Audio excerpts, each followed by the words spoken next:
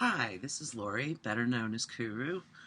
Today we're going to talk a little bit about posing the mane for the HiveWire horse. A lot of people seem to get a little confused.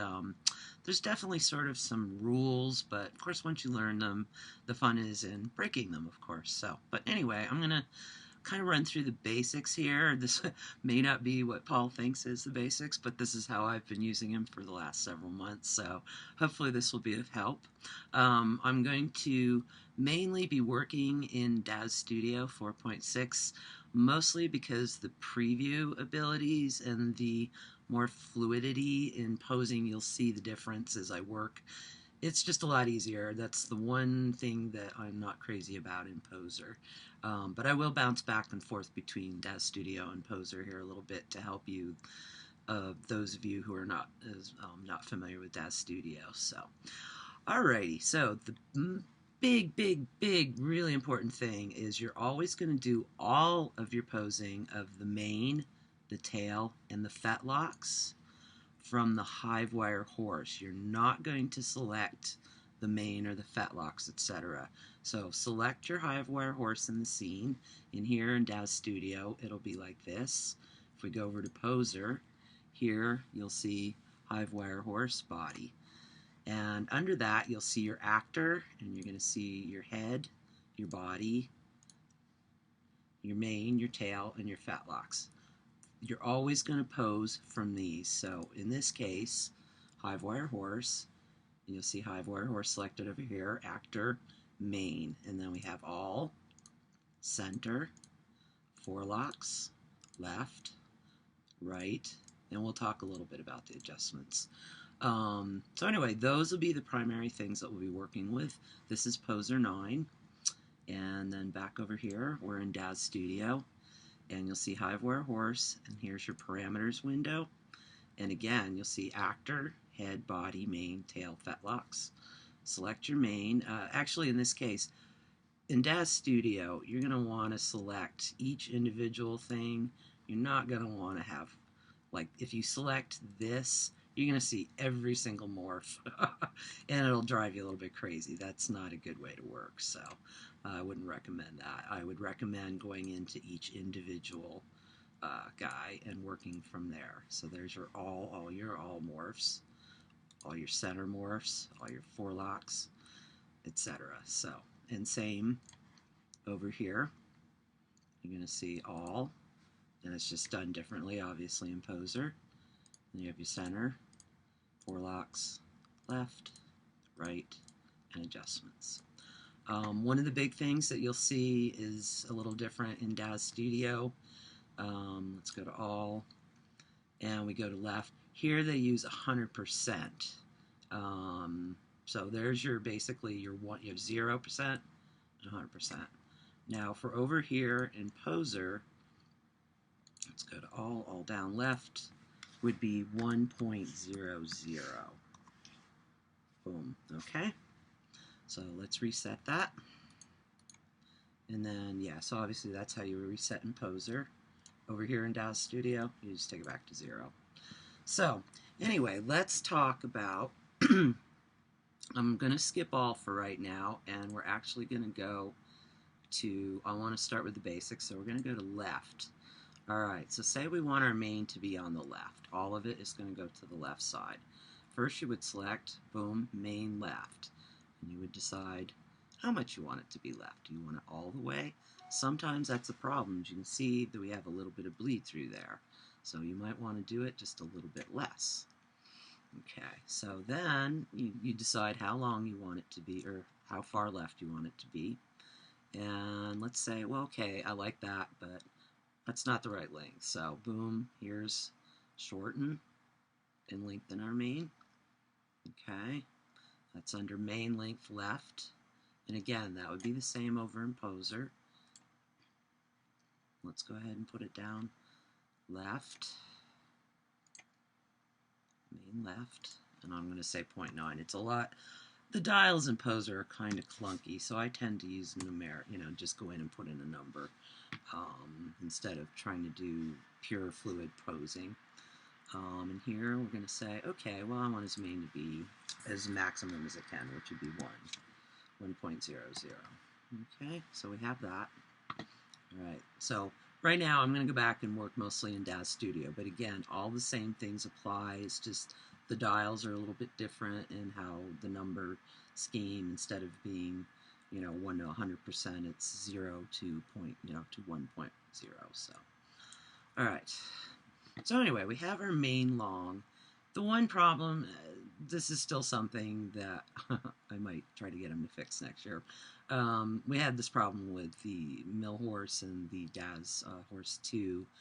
Once you start arching the neck, you're going to get this odd gap there at the shoulder. So that's something you kind of just have to play with and decide what you want, how stretch his neck to be, or maybe you have the mane on the offside so you don't see that gap so much. So anyway, that's just one of those little oddball things. So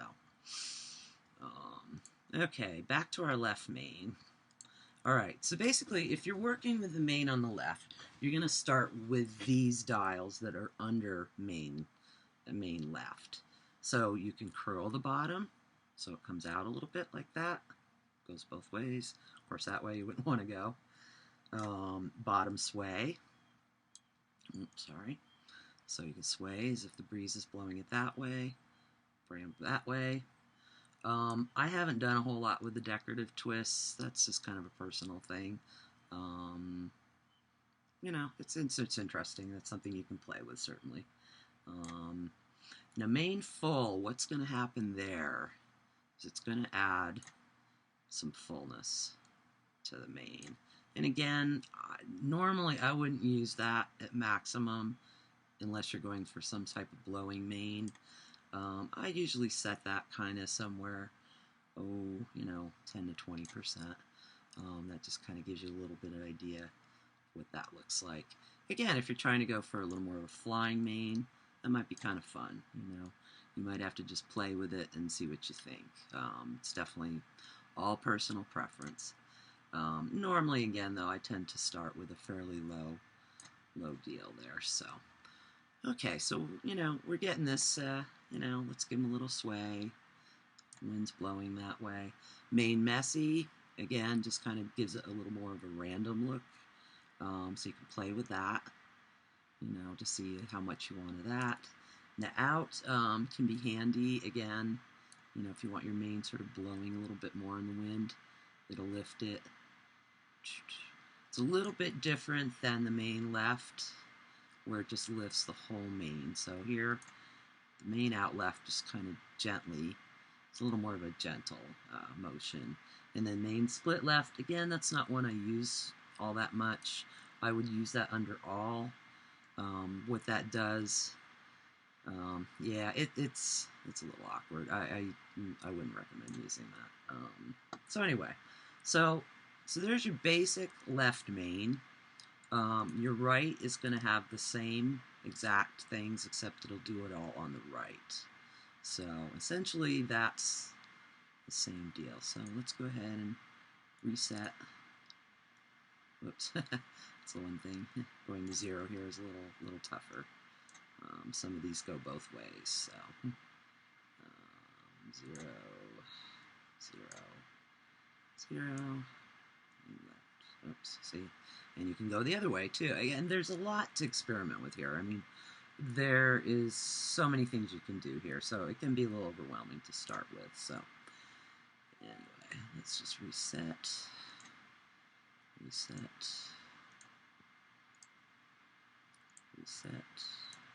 and reset. All right, so we're back to our neutral position.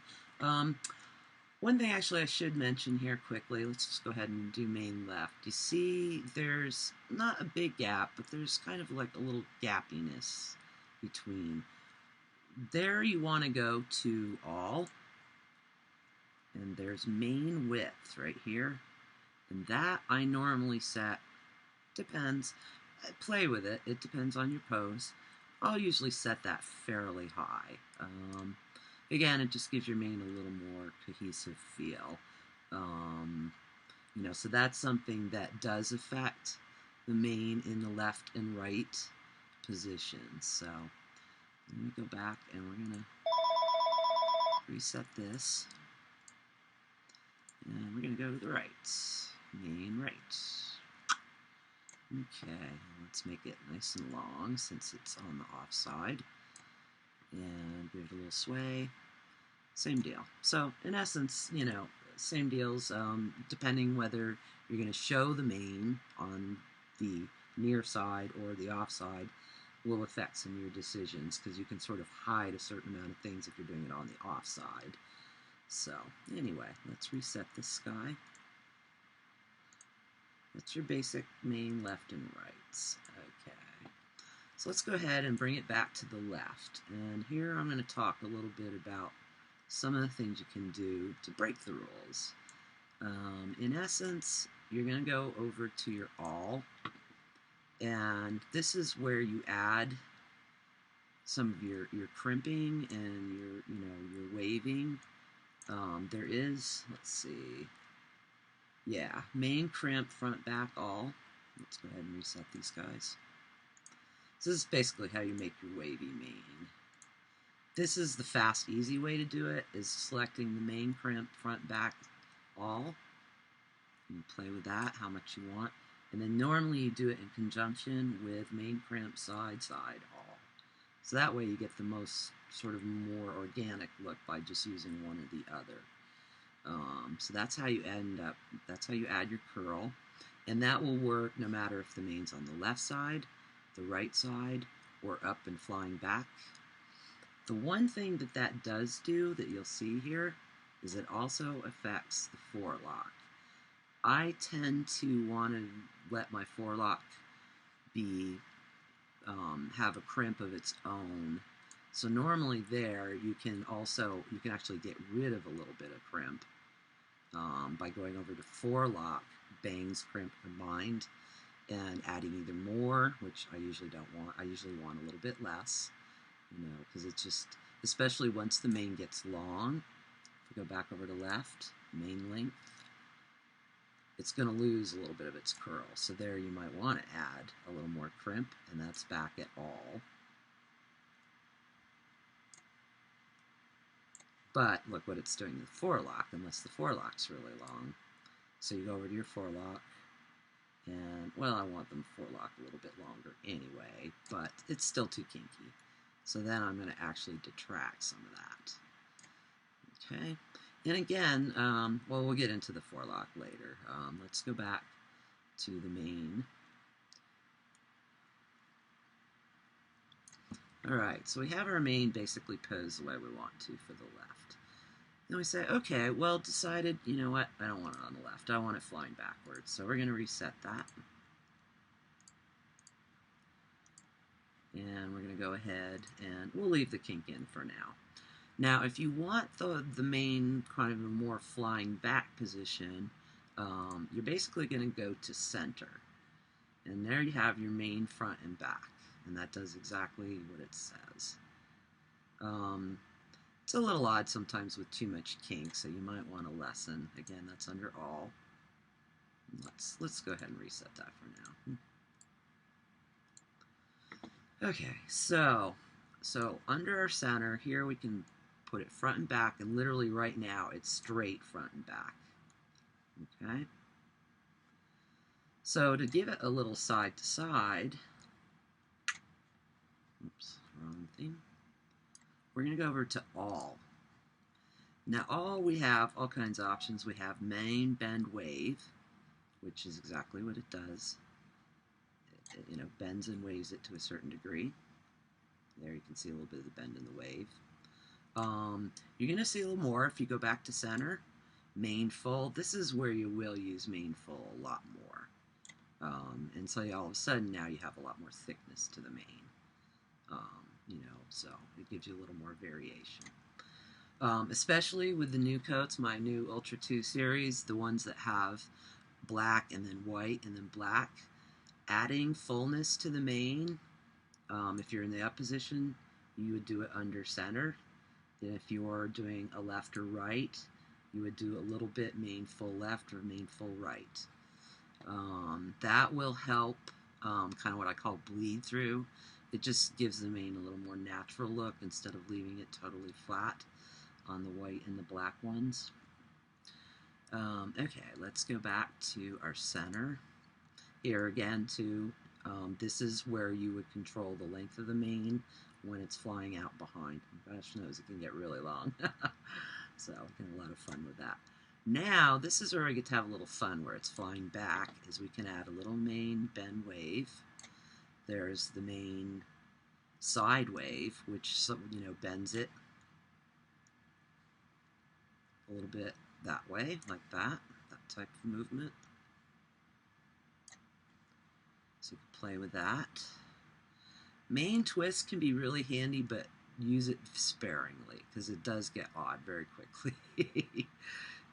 It's Paul set these up so that you can really maximize things, but normally I don't do more than maybe about 10%, so really small amounts, just to kind of give that little bit of that kind of look. And then we also have, okay, so those are biggies. Okay, so those are pretty much your big ones. Again, we're sticking right now to, okay, here's our center manipulations. Center and all are related more. Left, again, we showed you the left, but you can start playing with, adding a little bit of the all characteristics. So here I'm going to actually bring the mane a little bit left. It's a little too full, probably, again, it's all personal. So I'll go back to center and say, maybe not so full. Let's make it sort of about somewhere in there. And here we can add a little bit of sway. Again, done with a little bit of tact. Or you can get wild and crazy. Certainly up to you.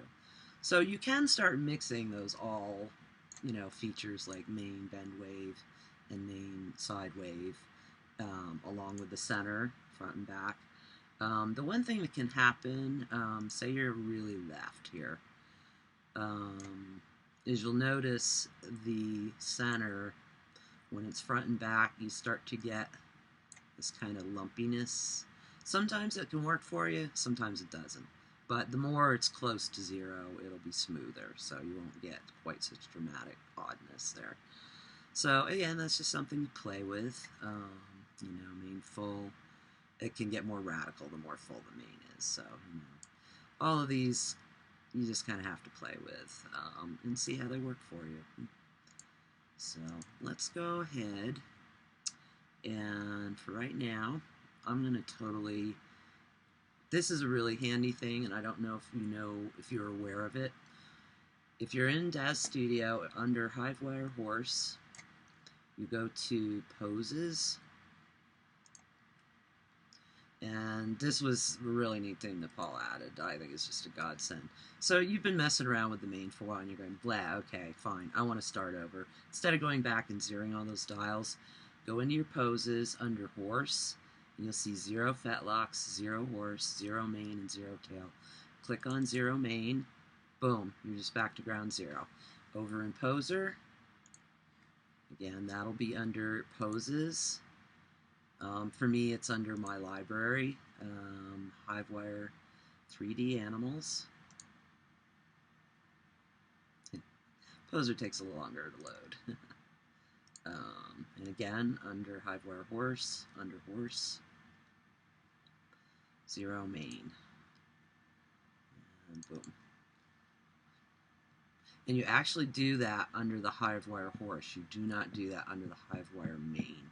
Again, everything's done with the HiveWire Horse selected, not the fetlocks, not the mane, and not the tail. So, anyway, back over to Daz Studio. Okay, let's talk a little bit. Let's see, so yeah, we'll go back to our parameters. We're still in the HiveWire Horse. Okay, so again, say we want, well, actually, let's go ahead and talk about the forelocks a little bit. So obviously right now they're in their kind of up and invisible position in Poser, which is one of the things that does make me crazy, which is why I'm doing this in Daz Studio, because it's much easier to see the forelock being manipulated here. So obviously, we have, I'm going to start with the basics. So The basics is, okay, how far do I want my bangs to be down? Okay. So say they're blowing in the breeze a little bit. I usually tend to make them pretty full. Bang length, totally up to you. Don't, short, short, long, long. Messy, again, just, can give it a little more random feel. Bang short spike, you can use that. I don't use that a lot. It's kind of used a little bit for the foal, for his little fuzzy forelock. Yes, it's getting late in the day. Okay, let's go ahead and reset that. Bang side to side. Here you can see it a lot more clearly. It's really hard to see this in Poser. I'm going to just move really slowly. So basically your 0, boom, pretty much in the center of your forehead. Minus is to the left side, and plus is to the right side. So there you get a whole range of different movements and things you can do. And again, just even combining that with bangs up and down can give you a different look and feel. Okay. Now, so we've done that, and we say, okay, well, we want them to sway now. So in combination with side to side, you can really maximize, how far they sway over. Okay. Top full was something I added. I had Paul add a little bit, just because we wanted to have a little oomph up here at the top of the pole, just to give it a little bit. Here you can see it a little more clearly. That doesn't work so well, obviously, in profile shots, because then you get all these little strands here. So that's more when you have the mane, or sorry, the forelock a little more, onto your vision here. Again, bangs twist can be a handy thing. I usually, again, use that fairly sparingly, under 10%. So let's reset that. Wave bend, again, it's just, another great little morph that just gives you, addition to all sorts of different looks. And again, here, it's so much easier to do this kind of posing in Daz Studio, I have to admit. This is really hard to do and see very well in Poser. You do have to kind of just play the numbers, render, go back and say, yeah, that's not quite it, and adjust something. Again, wave side to side. Actually, let me get rid of a few things so you can see each individual dial a little better. Let's get rid of those. Yeah, and a wave side. That literally just changes it from side to side like that. Wave bend is where it comes and bends around. So, and then sway is where you get your maximum movement. So that's more if you've got your wind blowing, etc., etc. And then along with your side to side, obviously, you can decide, I want it to sway over here, sway over there. And then you also, back up here, have curl. So you say, well, okay, I don't want it curling down, I want it to curl up. So here, again, we can go side to side. And we got this flying in the wind. And we got it swaying. Anyway, there's just so many things that you can do here. So, and again, I normally add the kink, a little bit of wave by using the combined here. And again, especially in Poser, it seems to be very tactful with it. Like here, I'm at maybe 20%, or in Poser it would be 0.2, because otherwise it just gets too weird. We made very open hard limits intentionally, but a lot of times you're gonna want to apply those types of morphs with a bit of tact, so very small numbers there. So anyway, so there's a little bit of a beginner look. Oh, sorry, let's look at this. Alright, let's go ahead and do a reset again. 0 main. That is so handy. I'm so glad I pulled to that. Okay, right, so here's another important one. Okay, so we have our bangs down. Where's bangs down? Okay, so mostly down. Okay, and let's give them some width. And some fullness. And it's full. We'll leave bangs width the way it is. Okay. So now we're going a little bit side to side, bang side to side, and I want it over here, but it hides his eye. It's like I would want the hair there, so that's where you show eye left. And then, you know, so you say, okay, good, I've got a good gap, so maybe I add some sway. Oh, there's his eye. Boom. Okay, and then, yeah, even a wave bend, you know. You just sit there and play with these dials and mix and match till you get the look that you want.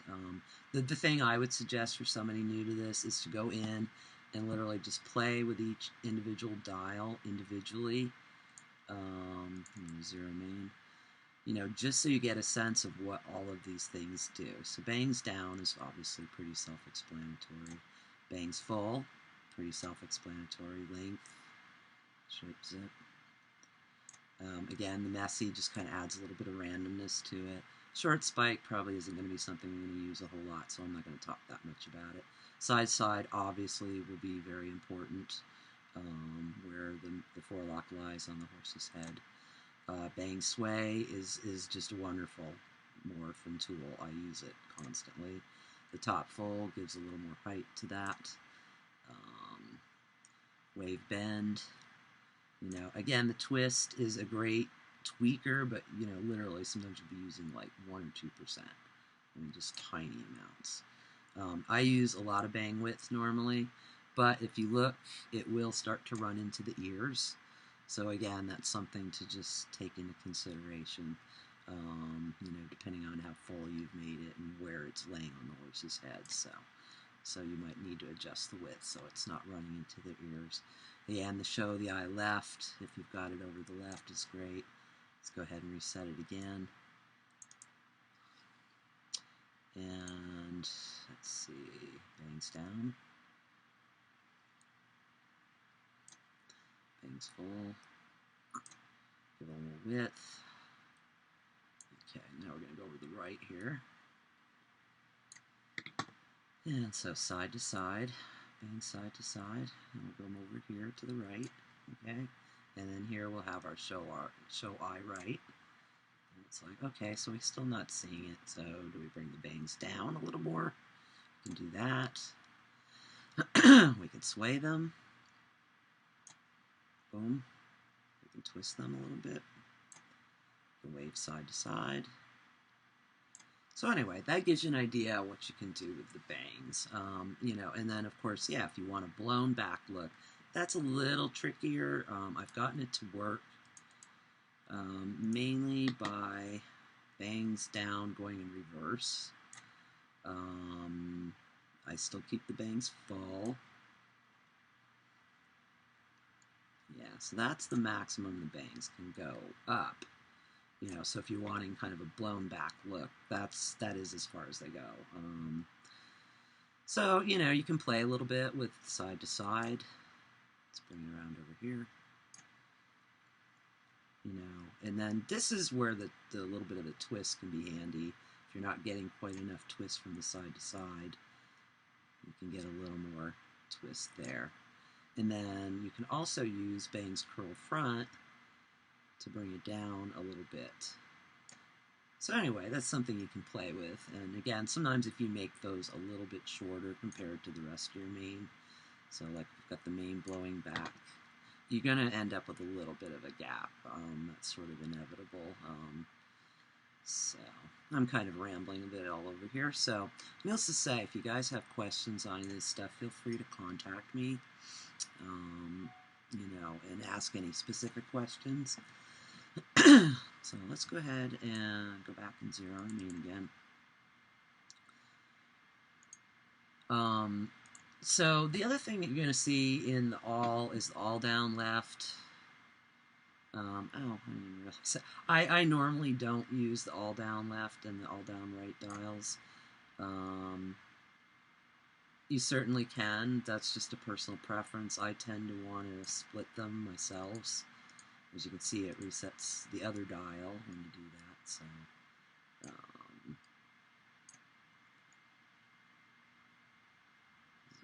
anyway, so here you have your center crimp front back.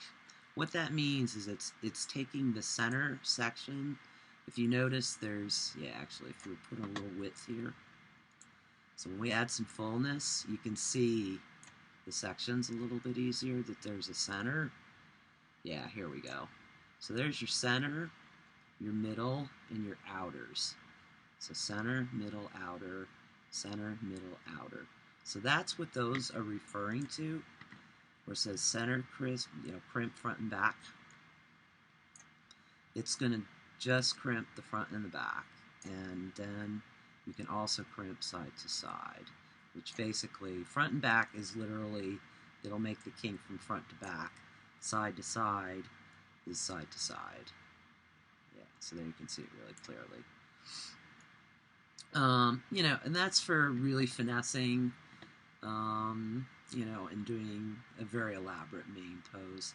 Again, normally, it's a lot easier to just go ahead and use the, especially when you're starting out, to use the all mane crimp front back and all. But that doesn't give it a very random look. Now, the one thing you can do is you'll see outer random. Again, it just adds a little bit of randomness to it. There's middle random. And I believe there's an inner random, but there's not a center random. I'm not sure why, but anyway. But that just kind of helps give it a little, again, a little more organic quality. So anyway, that's probably a fairly good starting point. Again, if you have specific questions, please ask me.